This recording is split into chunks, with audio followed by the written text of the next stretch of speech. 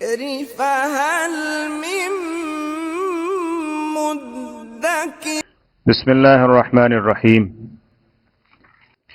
یا ایہا النبی اتق اللہ،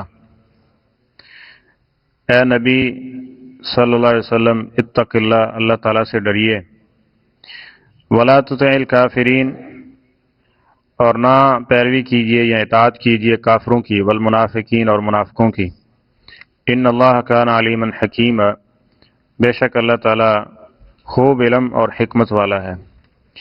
واتبع، اور آپ اتباع کیجیے، ما یوحی الیک من ربک، اس کی جو چیز آپ کی طرف آپ کے رب کی طرف سے وحی کی گئی ہے۔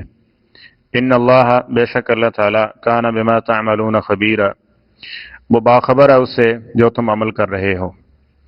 وتوکل علی اللہ، اور اللہ پر بھروسہ کیجیے، وکفی باللہ وکیلا، اور اللہ تعالیٰ کافی ہے کارساز۔ ما جعل اللہ لرجل، نہیں اللہ تعالیٰ نے بنائے کسی بھی بندے کے لیے، من قلبین فی جوفہ، اس کے پیٹ کے اندر دو دل، وما جعل، اور نہیں اس نے بنایا ازواجکم، تمہاری بیویوں کو، اللہ تظاہرون منہن، جن کے ساتھ تم زہار کرتے ہو، امہاتکم، تمہاری مائیں، وما جعل ادعیاءکم ابناکم، اور نہیں اس نے بنایا تمہارے منہ بولے بیٹوں کو تمہارے حقیقی بیٹے، ذالکم قولکم بافواہکم، یہ تمہارے منہوں کی باتیں ہیں، واللہ یقول الحق، اور اللہ تعالیٰ تو حق فرماتا ہے، وہو یہدی السبیل، اور وہی سیدھے رستے کی طرف رہنمائی کرتا ہے۔ سورہ احزاب یہ مدنی صورت ہے، اور 5 ہجری کے لگ بھگ یہ سورہ مبارکہ نازل ہوئی تھی۔ اس وقت نبی کریم صلی اللہ علیہ وسلم کو اور علیہ السلام کو بہت سارے چیلنج درپیش تھے۔ سب سے بڑی جو ایک چیز تھی کہ اہل کفار کی طرف سے ایک بڑی پریشانی کا سامنا تھا کہ اب وہ سارا کفر اکٹھا ہو کے نبی کائنات علیہ الصلوۃ والسلام پہ آخری حملہ کر کے وہ یہ سوچے بیٹھا تھا کہ ان کا صفایا کر دیا جائے گا اور ان کو ختم کر دیا جائے گا۔ لیکن بہرحال اللہ تعالیٰ نے یہ دین کی فطرت رکھی ہے کہ وہ آزماتا ہے مومنوں کو، لیکن مدد، اعانت اور نصرت اللہ تعالیٰ کی اپنے محبوب بندوں، متقی بندوں، ان کے ساتھ ہی ہوا کرتی ہے۔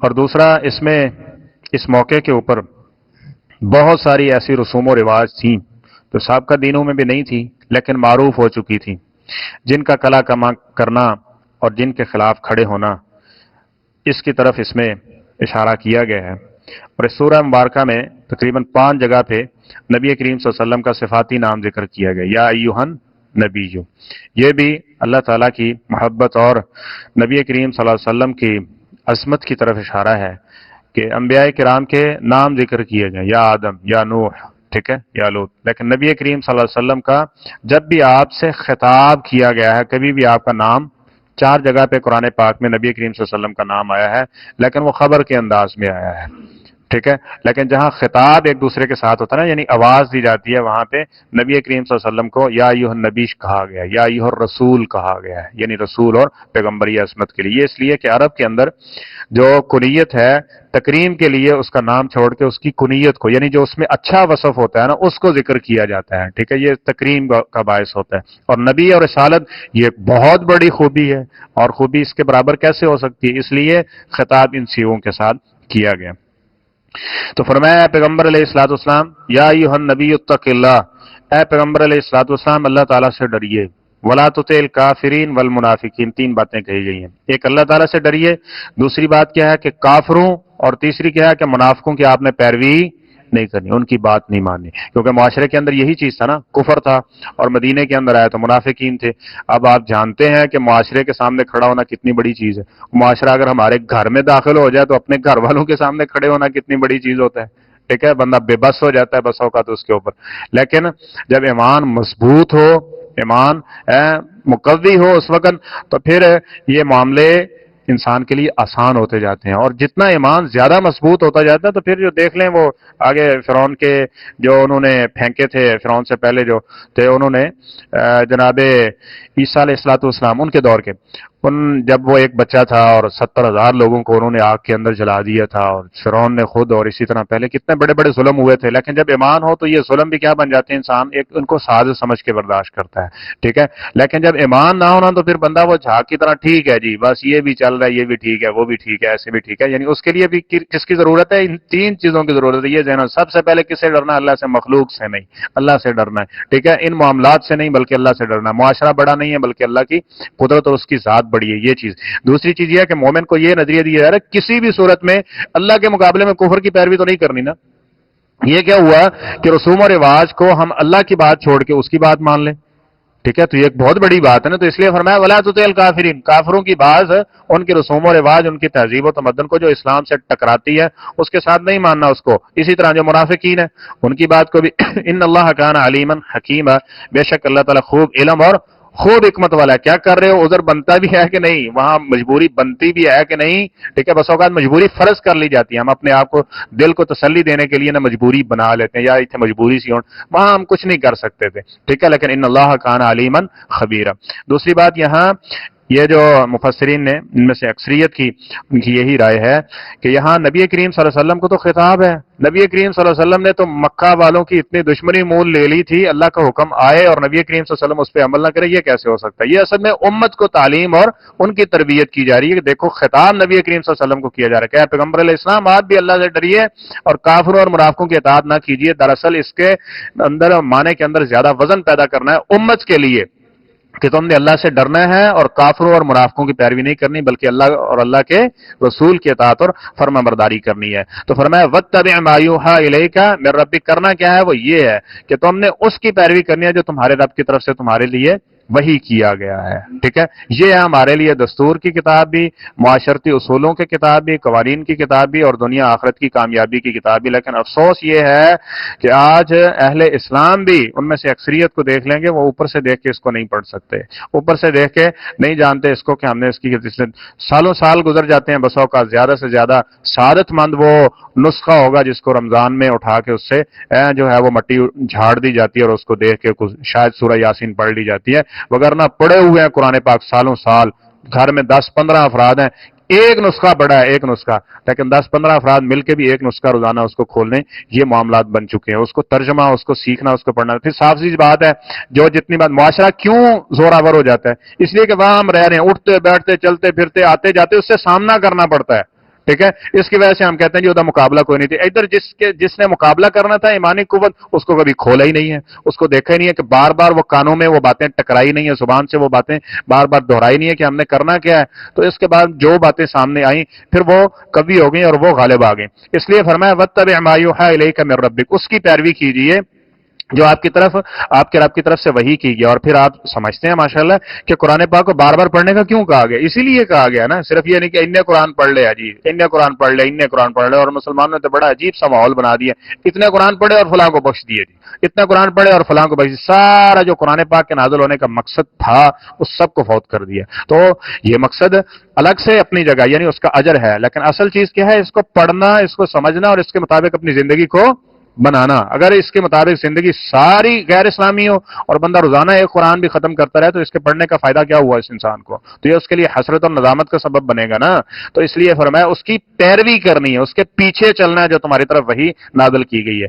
ان اللہ کان بما تعملون خبیرا، اور اس معاملے کو پھر اللہ دیکھ، یہ نہیں کہ بس آرڈر دے کے چھوڑ دیا، نہیں، اللہ تعالیٰ اس معاملے کو دیکھ رہا ہے، وہ ایک ایک عمل سے تمہارے جو کیا کر رہے ہو تم وہ اس سے باخبر ہے۔ وتوکل علی اللہ، باقی مشکلیں آتی ہیں، پریشانیاں آتی ہیں، نیکی کے راستے میں نہ آئے، کیونکہ شیطان نے تو قسم اٹھائی اور اللہ کی عزت کی قسم اٹھائی ہے، فبعزتک، اللہ تیری عزت کی قسم ہے، لاغوینہم اجمعین، میری کوشش ہوگی کہ میں سب کے سب کو بھٹکا دوں، میں سب کے سب کو گمراہ کروں۔ اور وہ گمراہ کیسے کرتا ہے؟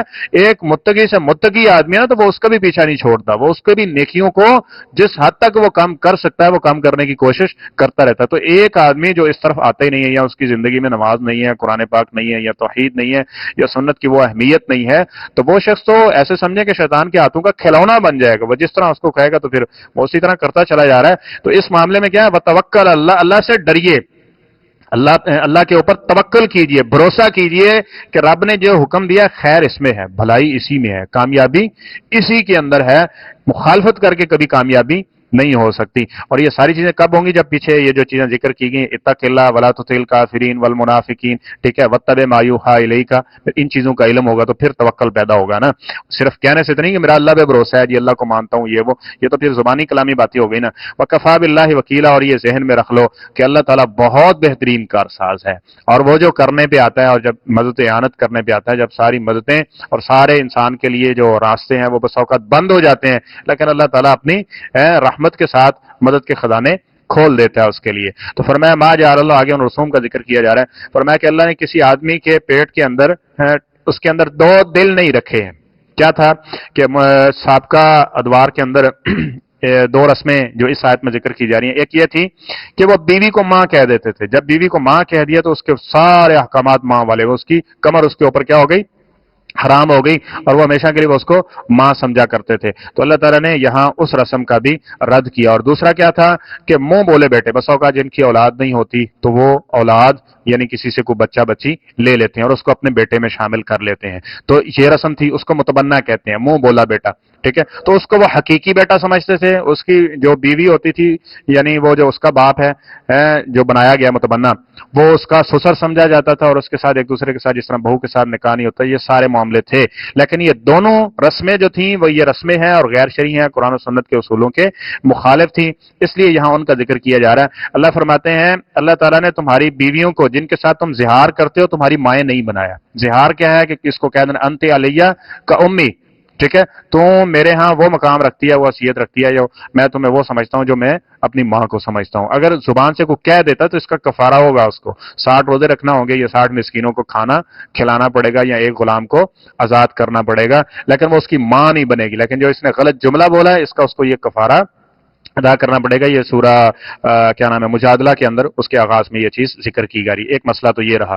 دوسرا مسئلہ کیا ہے کہ ادعیاکم ابناکم، تمہارے منہ بولے بیٹے، تمہارے حقیقی بیٹے وہ جداد میں وارث نہیں ہے، ٹھیک ہے. ان کے ساتھ وہ احکامات آج لیتے ہیں نا، بس اوقات لے پالک بچہ، تو اس کو اس کی ولدیت میں داخل کر دیتے ہیں.